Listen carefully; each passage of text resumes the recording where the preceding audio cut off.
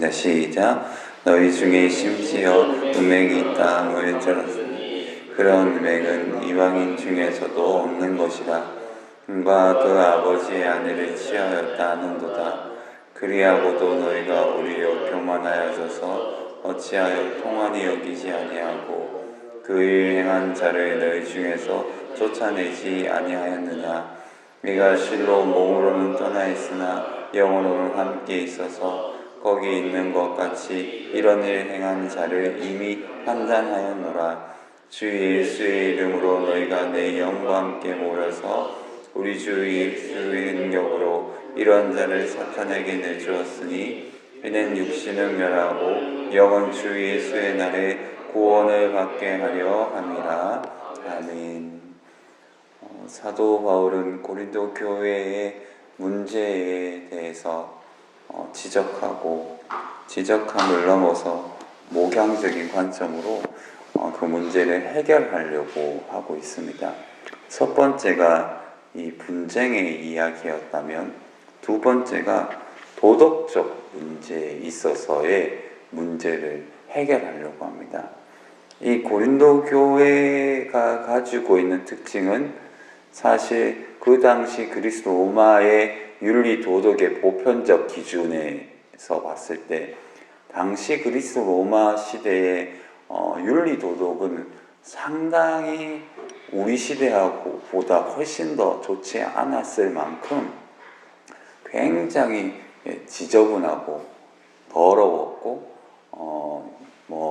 생각의 차원에 따라서는 거의 선이 없는 도덕적 인생들을 살았기 때문에 기독교의 진리가 윤리 도덕적 진리라는 변증과 삶의 증거가 그리스 로마를 기독교화하는 데 탁월한 영향을 끼친 것처럼 윤리 도덕의 문제에 있어서 교회 안이나 밖이나 굉장히 좋지 않았습니다. 어떤 구절들이 있는가 하면 첩은 나의 즐거움을 위해서, 그리고 그 첩 말고 또 다른 여인은 나의 도움을 위해서, 아내는 아이를 낳기 위해서 존재한다 라고 할 만큼 그 당시의 가늠과 성적인 부도덕함은 보편적인 일이었습니다. 그리고 여자가 아이가 나오고 여자가 아이가 태어나면 아이를 방치하거나 팔아버리거나 유기하는 일들이 빈번했고, 건강하지 않은 아이들은 또다시 유기나 버리는 것들이 즐비했던 아주 윤리도덕으로 봐서는 거의 마구잡이식들의 인생들이었거든요. 그러니 교회 안에도 이런저런 문제가 일어나는 것은 당연하겠죠. 또한 고린도 자체가 간음의 도시였기 때문에, 항구 도시였고 무역을 하는 곳이었기 때문에 기본적으로 윤리 도덕이 그 바닥을 그은 도시였죠. 그곳에 바울이 전한 복음으로 고린도 교회가 세워졌으니 문제가 없을 수 없겠죠. 이것은 너무나 당연한 일이지만 그 당연한 일이 당연하지 않다는 것을 깨닫는 것이 은혜입니다. 교회에 문제가 있는 것이 그럴 수 있지라고 생각하면 그건 좀 어려움이 있겠죠. 왜냐하면 복음의 가르침 가운데 특별히 오늘 5장만 읽어보면, 고린도 전후서를 좀 읽어보면 교회에 복음이 들어오고 교회가 지켜야 할 것은 진리의 거룩함과 진리가 드러내는 방식의 거룩함이 있어요. 이 진리의 거룩함은 진리 자체를 지켜야 되는 것이고, 예수 그리스도에 대한 복음의 능력이고, 명확한 정상적인 복음을 받아들이는 것이고, 또한 진리가 드러내는 방식이 있는데 그게 윤리와 도덕적인 변증이 되어야 합니다. 진리가 윤리적 건강을 표현해 줘야 되는 거죠. 그리스도인이 윤리적이고 도덕적인 삶을 살아야 된다는 뜻입니다. 이것을 부정해서는 안 됩니다. 윤리적이고 도덕적인 삶을 살아야 되는 겁니다. 이걸 부정해서는 절대 안 돼요. 특별히 교회 공동체의 거룩을 위해서 이 간음을 특별히 근친상간을 했던 힘 있는 자들, 오늘 5장에 왜 이들에 대해서 그들이 교회가 쳐낼 수 없었는가 하면 주요한 고위에 있는 계층들, 특별히 물질로 지위로 고린도 교회에 도움을 주었던, 정확하게는 알 수 없겠지만 밑에 사람이 위에 사람을 내려서 할 수가 없거든요. 그거하고 똑같아요. 위에 사람들이 나쁜 짓을 했단 말이에요. 윤리 도덕적 맥락에서 근친상간을 했다는데 그게 증거가 있고 명확한데 밑에 사람들이 뭐라 할 수 없는 거예요. 왜냐? 그 사람들은 높은 지위에 있고 돈으로 교회에 봉사하고 지위가 높은 층에 있기 때문에 내릴 수가 없단 말이에요. 그러니까 가만히 놔둔 거죠. 그래서 사도 바울이 얘기하는 겁니다. 그걸 왜 가만히 놔두냐? 죄는 죄인데 얘기하고 치리해야 되지 않느냐? 근데 실제로 그게 쉽다 어렵다?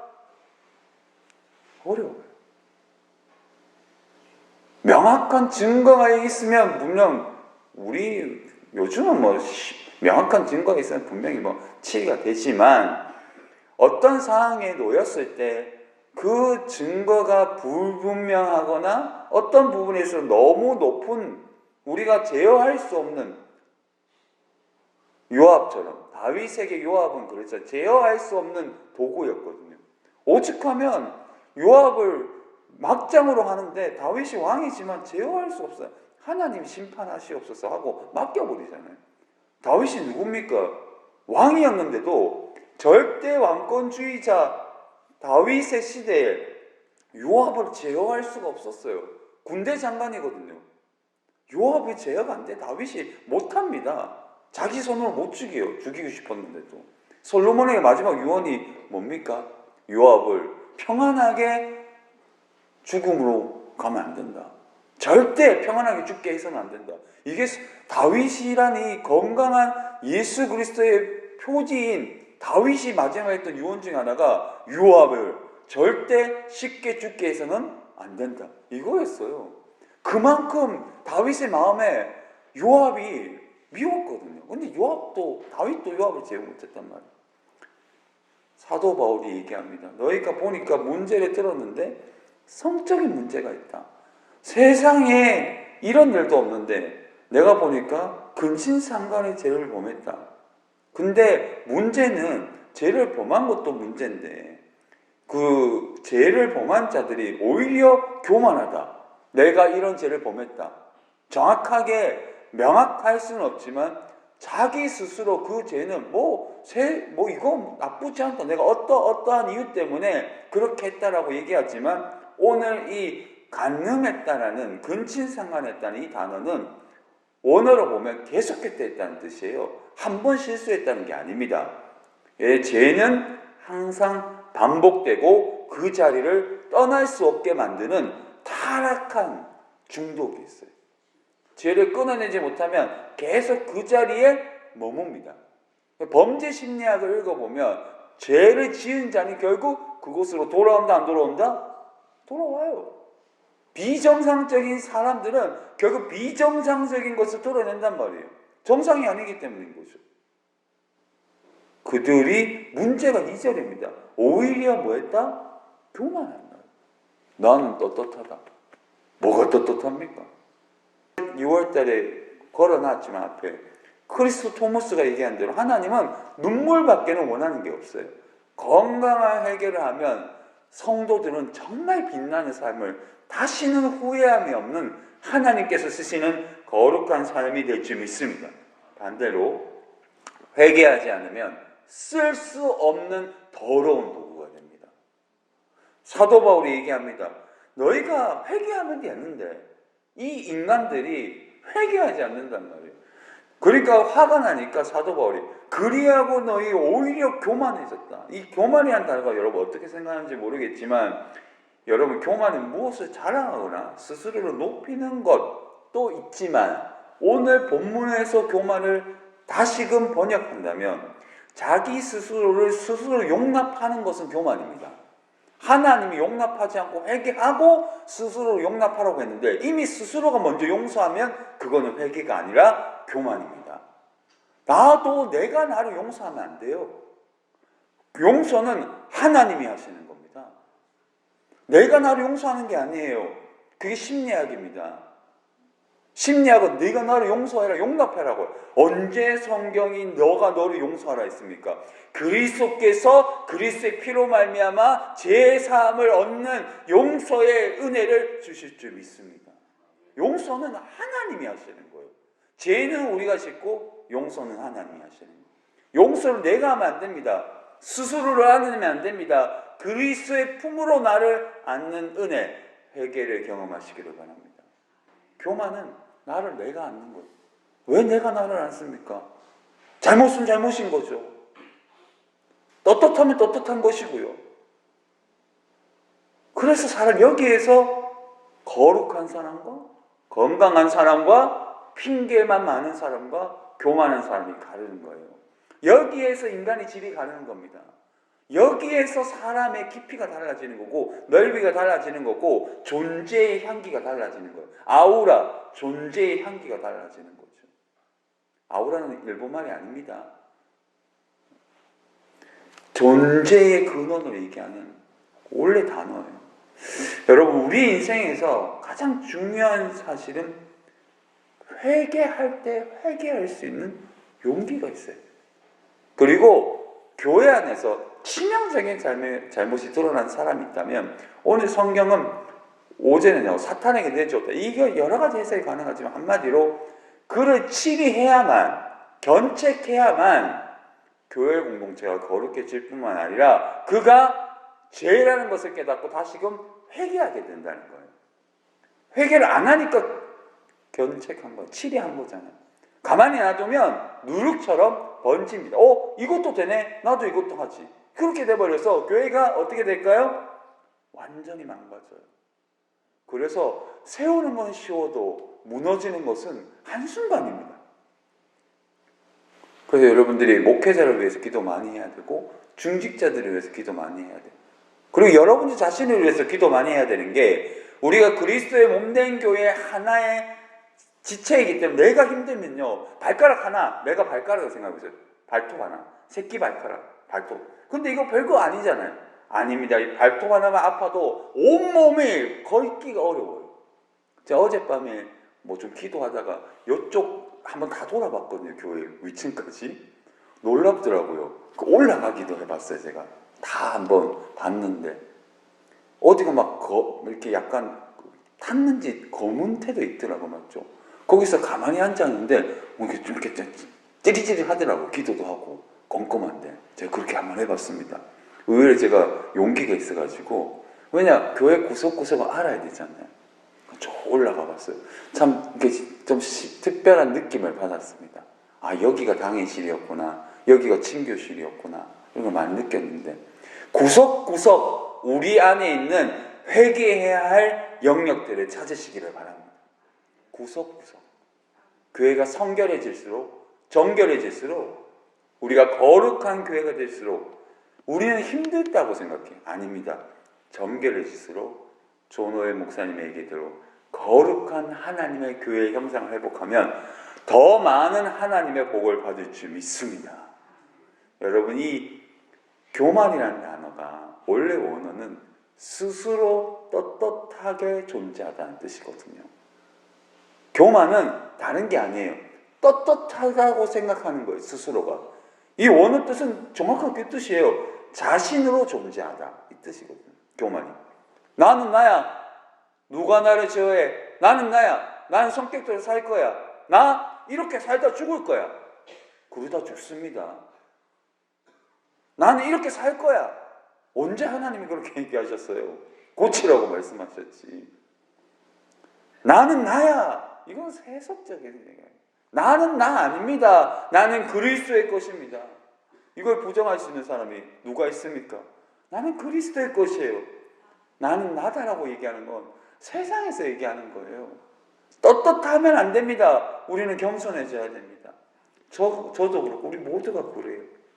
그리고 나서 이제를 사도 바울이 얘기하면 통한이 좀 여겨라 제발. 이 통한이 여기다가 뜻이 슬퍼하다, 애통하다. 제발 네 죄를 좀 슬퍼해라 좀. 매일 계속 반복적이게 늪에 빠지지 말고 그 계곡에 가면 저도 몇 번 경험했는데 왜 이게 층이 깊고 오래된 계곡이 위험하면요.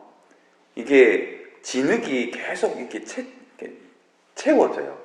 순간 제가 아이들하고 물놀이 하다가 어릴 때 계곡에 아이들이 물고기 잡아달라 해서 이 쪽대 같은 거 들고 쭉쭉 들어가는데 쑥 들어가는데 입까지 들어갔습니다. 계곡이 물도 얕아요. 요 정도밖에. 근데 늪이 여기까지 들어갔어요. 쑥 들어가서 장화를 신었는데도 빠져나오기가 지금 죽을 고생했어요. 쟤는 늪이에요. 보이도 안 해요. 여러분 순식간에 들어가면 저 상당히 조심하고 물길을 잘 아는 사람이 어릴 때부터. 그런데 쑥 들어가면 하나 느낀 게 와, 모든 건 조심스러워야 됩니다. 저희가 지금 잘 가고 있지만 이럴 때일수록 항상 조심해야 됩니다. 여러분들의 인생을 난 회개할 게 없는데 그런 인생은 없습니다. 칼빈이 교회의 세 가지의 요소를 얘기했어요. 첫 번째가 참된 하나님의 말씀의 선포, 성례의 실행, 마지막이 권징입니다. 이게 참된 교회의 표지였어요. 건물이 크다, 사람이 많다, 이게 참된 교회의 표지가 아니에요. 단 5명이라도 이 세 가지가 있으면 아름다운 교회지만 10,000명이 모여도 이 세 가지가 없으면 건강한 교회는 아니에요. 칼빈주의에 의거하면, 개혁주의에 의미하면 세 가지가 없으면 건강한 교회는 아니에요. 이 세 가지가 회복돼야 돼요. 우리 교회, 그리고 우리 자신이. 사실 회개라고 하면 저 스스로도 우리 모두가 사실 용기가 없잖아요. 회개 많이 해야 될 죄인임을 압니다. 그게 사실은 건강한 겁니다. 죄를 알고 제가 깨달아지고 죄에 대한 각성이 있는 자, 그가 건강한 그리스도인입니다. 여러분 우리가 언제 떳떳해질까요? 죽을 때까지 우리는 떳떳해질 수 없을 겁니다. 열심히 살 뿐이에요. 그래서 정말 저는 사람은 고쳐 쓰는 게 아니라고 생각합니다. 부교육자를 청빙하기 어떻게 보면 공지를 해서 쉽게 할 수 있어요. 쉬운 건 아니지만 재정을 정말 최선을 다하고 사실 구하려고 하면 할 수 있겠죠. 그러나 부교육자 생활을 해보니까 이 부교육자도 잘못 만나면 담임 목사도 제어가 안 돼요.